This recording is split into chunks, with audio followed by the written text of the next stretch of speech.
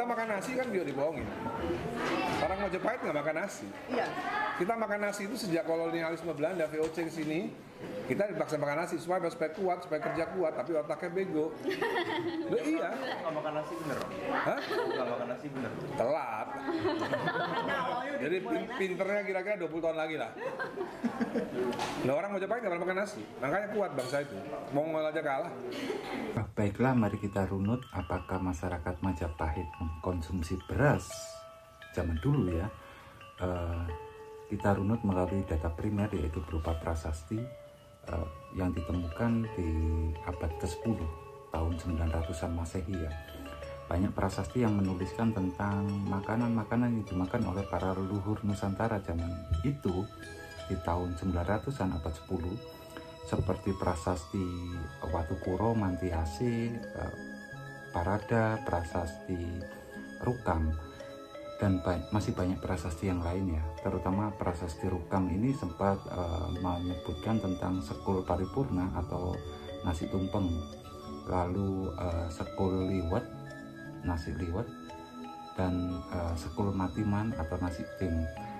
Di sana pula juga di prasasti yang lain juga disebutkan masakan-masakan seperti rarawan atau rawon yang kita kenal sekarang ya, pecel gitu ya, kulupan biasanya disebut dudutan atau dan semacamnya, lalu lawar gitu ya, mungkin masyarakat Bali yang sering kali mendengar dan sekarang masih eksis itu masakan lawar, dan rasanya itu tidak mungkin makanan-makanan tersebut dimakan dengan yang selain nasi seperti gandum, sorghum, katul, dan sebagainya.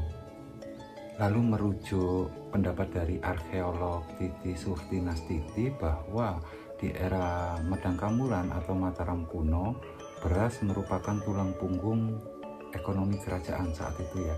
Dan di era Majapahit, beras merupakan komoditi utama sampai ekspor ke mancanegara saat itu. Jadi di era Majapahit kita sudah bukan lagi swasembada, tapi benar-benar bisa melakukan ekspor beras.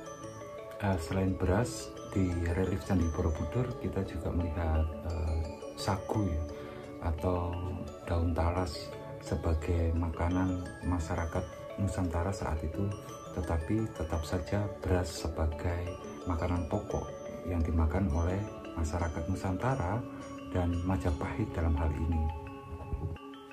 Dan menurut saya Majapahit itu kuat bukan karena mereka makan beras atau tidak, tetapi karena ideologi mereka itu sangat-sangat kuat. Ideologi apa itu? Yaitu ideologi persatuan. Kita masih ingat tentang Sumpah Palapa, di mana Patih Gajah Mada mencoba melakukan penyatuan seluruh Nusantara.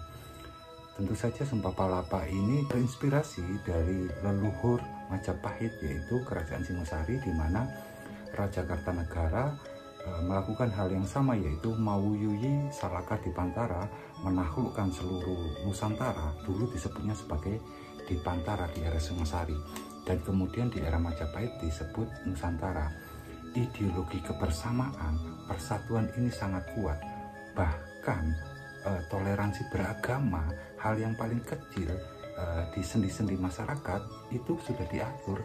Di abad 14 Majapahit itu sudah mengatur agar masyarakat memiliki toleransi dan semangat persatuan yang kuat. Majapahit mengeluarkan undang-undang adigama, yaitu Muah Wong Kang Angrusak Candi, Prasada, Dharma Pasiman, Kabuyutan, Podolawan Angrusak Bumi Kabeh, Danda Mulia Becik Mali. Jadi orang yang merusak tempat peribadatan seperti candi, Dharma Pasiman, Kabuyutan, Prasada itu diwajibkan untuk membangun ulang apa yang telah dirusak. Jika kerusakannya yang mereka timbulkan itu sangat besar gitu ya, merusak parah, itu Muah Wong Kang Angrusak Sakal Wiring Rinusa dan dorong laksa patang tali uruk sadu gawe ngaranyo. Jadi selain disuruh untuk membangun ulang menjadi bangunan yang baik kembali, mereka diwajibkan juga membayar denda kepada kerajaan sebesar 4 kali lipat dari nilai perbaikan yang mereka lakukan. Jadi semangat ideologi kebersamaan, persatuan di era Majapahit itu sangat kuat. Itu yang membuat mereka menjadi kerajaan yang hebat di masanya, bukan karena mereka makan apa.